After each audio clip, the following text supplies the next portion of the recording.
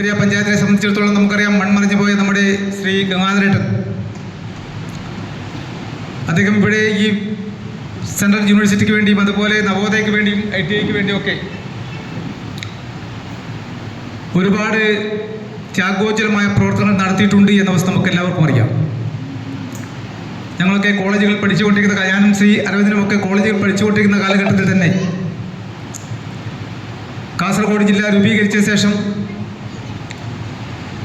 ഏത് വിഷയം വരുമ്പോഴും ആ വിഷയത്തിന് കൂടുതൽ പ്രാധാന്യം പെരിയക്ക് നൽകിക്കൊണ്ട്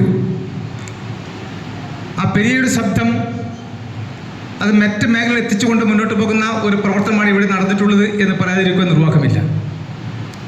അതുകൊണ്ട് ഞാൻ സൂചിപ്പിക്കുന്നത്, വോയിസ് ഓഫ് പെരിയ എന്ന ആ നാമകരണം വളരെ നല്ല രീതിയിൽ ആലോചിച്ചുകൊണ്ട് തന്നെയാണ് ആ പേര് ഈ ചാരിറ്റബിൾ സൊസൈറ്റി കിട്ടത് എന്നുള്ളത് നമുക്ക് പറയാതിരിക്കുക നിർവാഹമില്ല.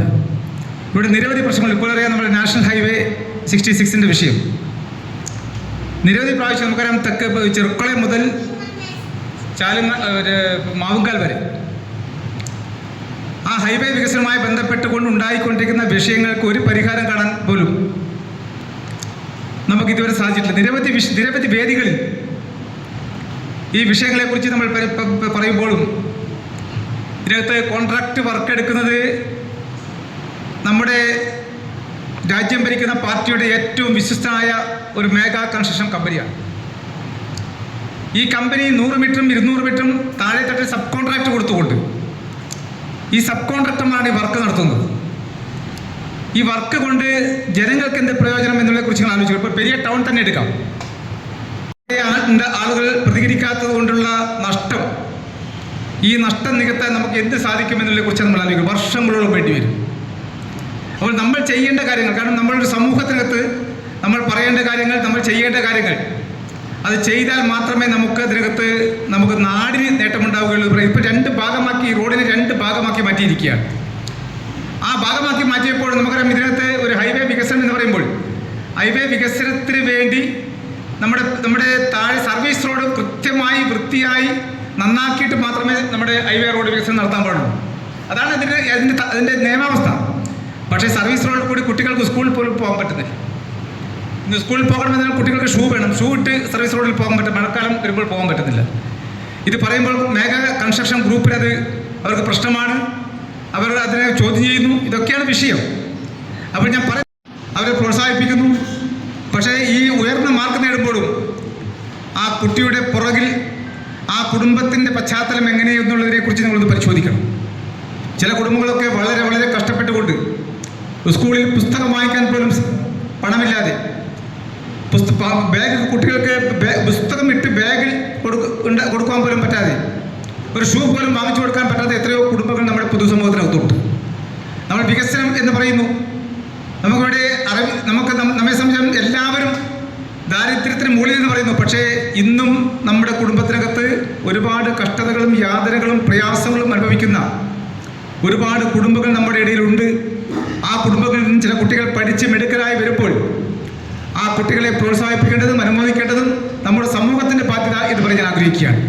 കാരണം ആ കുട്ടികളാണ് നാളെ നമ്മുടെ ഭാവി, പ്രത്യേകിച്ച് നമ്മുടെ നാടിന് വേണ്ടിയുള്ള ഒരു വികസനത്തിന് വേണ്ടിയുള്ള ഒരു കുതിപ്പ് ആ കുട്ടികളുടെ ഭാഗത്ത് നിന്ന് ആണ് ഉണ്ടാകുന്നത് എന്ന് പറഞ്ഞ് ഞാൻ ആഗ്രഹിക്കുകയാണ്. ഇവിടെ പഞ്ചായത്ത് പ്രസിഡന്റ് സൂചിപ്പിച്ചു, സ്കൂളുകളിൽ ആവശ്യമായ അധ്യാപകരില്ല. അപ്പോൾ ഒരുപാട് പ്രയാസങ്ങൾ നമുക്ക് നമ്മുടെ ഇടയിൽ, നമ്മുടെ കുട്ടികൾ പഠിച്ച് മെഡിക്കലായി വന്ന് ജോലി സമ്പാദിക്കാത്തതിൻ്റെ പേരിൽ ഒത്തിരി പ്രയാസങ്ങൾ നമ്മൾ നേരിട്ടുകൊണ്ടിരിക്കുന്നു എന്ന് പറയാൻ ആഗ്രഹിക്കുകയാണ്. അപ്പോൾ അത് നേരിടണം എന്നുണ്ടെങ്കിൽ നമ്മുടെ കുട്ടികൾ തന്നെ പഠിച്ച് മെഡിക്കലായി വന്നുകൊണ്ട് അവരുടെ സേവനം നമ്മുടെ നാടിന് വേണ്ടി ഉപയോഗിക്കാൻ പറ്റുന്ന രൂപത്തിലുള്ള ഒരു പ്രവർത്തനം നമ്മുടെ മാതാപിതാക്കളുടെ ഭാഗത്തു നിന്നും ഇതുപോലെ സന്നദ്ധ സംഘടനയുടെ ഭാഗത്തും ഉണ്ടായാൽ മാത്രമേ നമുക്ക് സാധിക്കുകയുള്ളൂ എന്ന് പറയാൻ ആഗ്രഹിക്കുകയാണ്. അതോടൊപ്പം തന്നെ നമുക്കറിയാം, ഇവിടെ വിവിധ മേഖലകളിൽ പ്രവർത്തിക്കുന്ന, കാർഷിക മേഖലയിലും ആരോഗ്യ മേഖലയും സന്നദ്ധ സേവന മേഖലകളിലും പ്രവർത്തിക്കുന്ന ഒരുപാട് വ്യക്തിത്വങ്ങൾ ഇവിടെ ആദരിക്കുന്നുണ്ട്. നമുക്കറിയാമല്ലോ, ആരോഗ്യ മേഖല എന്നിവിടെ ആരോഗ്യ മേഖലയ്ക്കകത്ത് നമ്മുടെ കാസർഗോഡ് ജില്ലയെ സംബന്ധിച്ചിടത്തോളം ആരോഗ്യ മേഖലയ്ക്കകത്ത് വലിയ പ്രയാസങ്ങൾ നമ്മൾ ഇപ്പോൾ എല്ലാ മേഖലയും അനുഭവിച്ചുകൊണ്ടിരുന്നത്. ആവശ്യമായ ഡോക്ടർമാരില്ല, നഴ്സുമാരില്ല, മറ്റ് ജീവനക്കാരില്ല. വിദ്യാഭ്യാസ മേഖലയിൽ നമുക്ക് ആവശ്യമായ കോഴ്സുകൾ നമുക്ക് ലഭിക്കുന്നില്ല.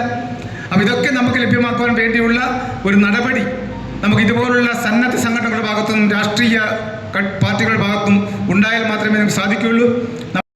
കായിക അഭിരുചികളെയെല്ലാം ബഹുമാനിക്കാനും അതോടൊപ്പം തന്നെ സാമൂഹ്യക്രമത്തെ അറിയുന്ന ഒരു സാമൂഹ്യ ജീവിയായിട്ട് ഒരു വിദ്യാർത്ഥിയെ മാറ്റിയെടുക്കുക എന്നുള്ളതാണ് വിദ്യാഭ്യാസത്തിൻ്റെ ലക്ഷ്യമെന്ന് പറയുന്നത്. അങ്ങനെ നോക്കുമ്പോൾ ഒരു സാമൂഹ്യക്രമത്തെ അറിയുന്ന ഒരു സാമൂഹ്യ ജീവിയായിട്ട് അവനെ ഉയർത്തുന്നതിന് വേണ്ടിയിട്ടുള്ള നടപടികളുടെ അല്ലെങ്കിൽ പടിപടിയായിട്ടുള്ള പ്രയത്നത്തിൻ്റെ അല്ലെങ്കിൽ പ്രവർത്തനത്തിൻ്റെ ഒരു ഭാഗമായിട്ടാണ് വോയിസ് ഓഫ് പെരിയയുടെ നേതൃത്വത്തിൽ ഇത്തരത്തിലൊരു അംഗീകാരം അല്ലെങ്കിൽ അനുമോദനം ആ കുട്ടികൾക്ക് നൽകുമ്പോൾ അതിൻ്റെ ഒരു മെസ്സേജ് എന്ന് പറയുന്നതാണ്. നാളെ ഈ സമൂഹത്തിനകത്ത് വോയിസ് ഓഫ് പെരിയ പോലുള്ള സംഘടനകളുടെ ഒരു പ്രദേശത്തിൻ്റേതായിട്ടുള്ള പ്രശ്നങ്ങളെ അല്ലെങ്കിൽ ആ പ്രദേശത്തിൻ്റേതായിട്ടുള്ള വിഷമങ്ങളെ പ്രയാസങ്ങളെ എല്ലാം കൃത്യമായിട്ട് ആ ശബ്ദം എത്തിക്കേണ്ടടുത്ത് എത്തിക്കുന്നതിന് വേണ്ടിയിട്ടുള്ള ഒരു സംഘടന എന്നുള്ള നിലയിലേക്ക് വോയിസ് ഓഫ് പെരിയ വലിയ രീതിയിലേക്ക് അവരുടെ പ്രവർത്തനങ്ങളെല്ലാം നടത്തുന്നുണ്ട് എന്നുള്ളത് കൊണ്ട് തന്നെ ഈ ഒരു സാമൂഹ്യക്രമത്തെ അല്ലെങ്കിൽ സമൂഹത്തിനകത്തുള്ള എല്ലാ പ്രശ്നങ്ങളെയും അഭിസംബോധന ചെയ്യാൻ വേണ്ടിയിട്ട് സാധിക്കുന്ന നിലയിലേക്ക് നമ്മുടെ കുട്ടികളെ വളർത്തുക എന്നതിൻ്റെ ഒരു മെസ്സേജ് കൂടി അതിനകത്ത് നൽകുന്നുണ്ട്. എല്ലാവരും ഒരു മനസ്സോടുകൂടി രംഗത്തിറങ്ങുന്നു എന്ന രാഷ്ട്രീയ വിഷയം വരുമ്പോൾ കക്ഷി രാഷ്ട്രീയ അതീതമായി നമ്മുടെ ന്യായമായ ആവശ്യങ്ങളും അവകാശങ്ങളും നേടിയെടുക്കാൻ കഴിയും. പൊതു താല്പര്യത്തിനും അനുസരിച്ച് നീങ്ങുന്ന ഒരു ചാരിറ്റബിൾ സൊസൈറ്റിയാണ്. നിർധനരും അശരണരുമായ ഒരുപാട് പേർക്ക് നമ്മൾ കട്ടിലുകളും കിടക്കകളും തലയണകളും അതുപോലെ തന്നെ മറ്റ് സഹായങ്ങളും കാലങ്ങളായി നമ്മൾ ചെയ്തു വന്നിട്ടുണ്ട്. പെരിയയുടെ പൊതുപ്രശ്നങ്ങൾ ഉയർത്തിക്കൊണ്ടുവരാനും ബഹുമാന്യരായ ഭരണാധികാരികളുടെ ഉദ്യോഗസ്ഥന്മാരുടെ ഇടയിലേക്ക് അത് കൊണ്ടുപോകാനും നമുക്ക് സാധിച്ചിട്ടുണ്ട്. അതിന് ഫലങ്ങളും കണ്ടിട്ടുണ്ട്. പക്ഷേ വോയിസ് ഓഫ് പെരിയയെ സംബന്ധിച്ചിടത്തോളം ഒരു ദുഃഖകരമായൊരു വസ്തുത, നമ്മൾ വളരെയധികം പ്രയാസങ്ങൾ സഹിച്ച് ഇത്തരം പ്രശ്നങ്ങൾ വരുമ്പോൾ അതിൻ്റെ ഗുണഭോക്താക്കളായിട്ടുള്ള ആളുകൾക്കൊന്നും അതിൽ മുഖത്തിരിച്ചിരിക്കുന്ന അവസ്ഥ. ഞാൻ ആരോഗ്യരംഗത്തും ഒരുപാട് പ്രശ്നങ്ങളുണ്ട്. ഒരുപാട് സംഘടനകളും ഒരുപാട് പ്രഗത്ഭന്മാരും ഒരുപാട് പൊതുവേദികളും പെരിയയിലുണ്ട്. പക്ഷേ ഒരു പൊതുജന ആവശ്യത്തിന് ഈ സംഘടനകളോ അതുപോലെ തന്നെ ഇതിൻ്റെ ഗുണഭോക്താക്കളായി വരേണ്ടവരെയോ മുഖം തിരിഞ്ഞു നിൽക്കുന്നു എന്നുള്ളത് സത്യമാണ്. ആശുപത്രിയുടെ പ്രശ്നങ്ങളായാലും പെരിയ ബസ് സ്റ്റോപ്പിനോടനുബന്ധിച്ചിട്ടുള്ള ഗതാഗത പ്രശ്നങ്ങളായാലും വളരെയധികം ശോചനീയമായ നിലയിൽ ഇവിടെ നിൽക്കുമ്പോഴും അതിൻ്റെ പ്രത്യക്ഷ ഗുണഭോക്താക്കൾ നമ്മൾ ഇത്തരമൊരു പരിപാടിയുമായിട്ട് മുന്നോട്ട് കൊണ്ടുപോകുമ്പോൾ പോലും അതിന് പിന്തുണ നൽകാതെ മുഖം തിരിഞ്ഞു നിൽക്കുമ്പോൾ ഞങ്ങളെപ്പോലെയുള്ള സംഘടനകൾക്ക് വളരെയധികം വിഷമമുണ്ട്. എന്നിരുന്നാലും പല പൊതു പ്രശ്നങ്ങളും ഞങ്ങൾ അധികൃതരുടെ ഇടയിലേക്ക് എത്തിക്കാറുണ്ട്. ഞാൻ കൂടുതൽ നീട്ടുന്നില്ല. ഇന്ന് നമ്മുടെ ഇവിടെ നടക്കുന്നത് SSLC +2 അതുപോലെ തന്നെ മറ്റ് തലങ്ങളിൽ ഉന്നതമായ വിജയം നേടിയ വിദ്യാർത്ഥികൾക്കുള്ള പുരസ്കാര വിതരണമാണ്. നടക്കുന്നതിന് മുമ്പ് ഈ യോഗം ഔദ്യോഗികമായിട്ട് ആരംഭിക്കുകയാണ്. ഇതിൻ്റെ പ്രാർത്ഥന ചെല്ലുന്ന നമ്മുടെ ഇവിടെ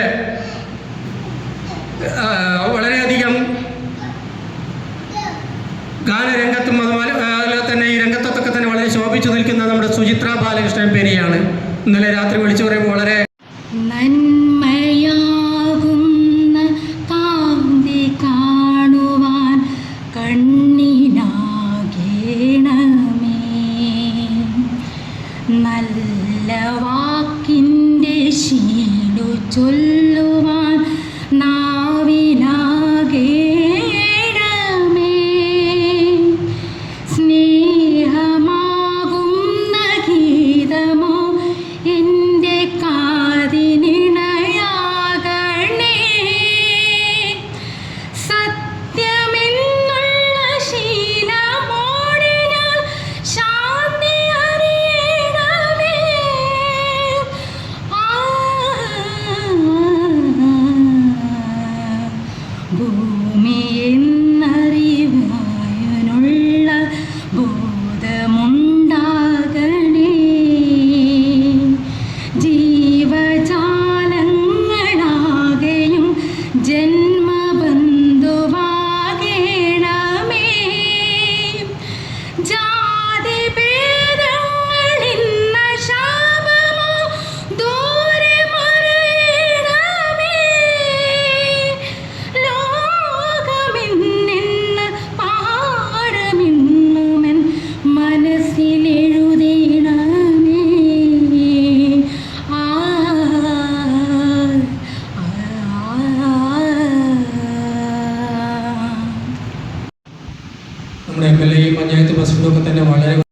ജീവിക്കാൻ പാടില്ലല്ലോ എന്നുള്ളത് കൊണ്ടാണ് പെട്ടെന്ന് തന്നെ തുടങ്ങുന്നത്. ഞാൻ എൻ്റെ കർത്തവ്യത്തിലേക്ക് കിടക്കട്ടെ. ആമുഖമായി ഞാൻ കാർഷിക ആരോഗ്യ അംഗങ്ങളും ഈ പൗരസഭയുടെ ഭാഗമാക്കുമായിട്ടുള്ള ബാലത്തന്നോട്ട് കൃഷിയെ നശിച്ച് കണ്ടു നിറയുന്ന അവസ്ഥയിലുണ്ടായിരുന്നു. കൃഷിയാണ് രംഗത്ത് നിരവധി കേന്ദ്രങ്ങളിൽ സേവനം നടത്തി ഇവിടെ എത്തിച്ചേർന്നിട്ടുണ്ട്. അതിന്റെ മഹത്തായ സേവനം നിരവധി വർഷങ്ങളായിട്ട് ബസ് സ്റ്റോപ്പിനകത്ത് വണ്ടി ജീപ്പ് ഡ്രൈവറായിട്ട് ഓട്ടോറിക്ഷ ഘട്ടങ്ങളിൽ രോഗികൾക്കും അശരണർക്കും പൈസ വാങ്ങാൻ ജീവവായുകൾ ഉണ്ടാക്കി കൊടുക്കുന്ന ശ്രീ അനീഫ് അതിനെ എത്തിച്ചേർന്നിട്ടുള്ള അവരുടെ പിതാവ് നടക്കുന്നത്. ഇതിന്റെ ചെയ്യുന്ന ശ്രീമതി സവിത നമ്മുടെ പുല്ലൂർ പെരിയ പഞ്ചായത്തിന്റെ നാട്ടിലെ ഒരാളായി അനഗാട്ടി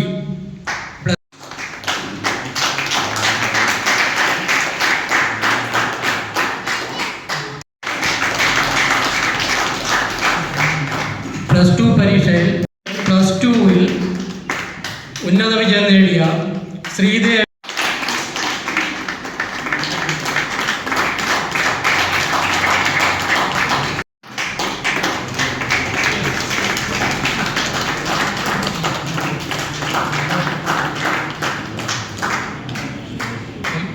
നമ്മൾ വളരെ സന്തോഷത്തോടു കൂടി ഒരു പിഞ്ചു കീർത്തി കോംപ്ലക്സ് ഉടമ കൃഷ്ണന്റെ മകന്റെ മകനാണ്. നമുക്ക് അദ്ദേഹത്തെ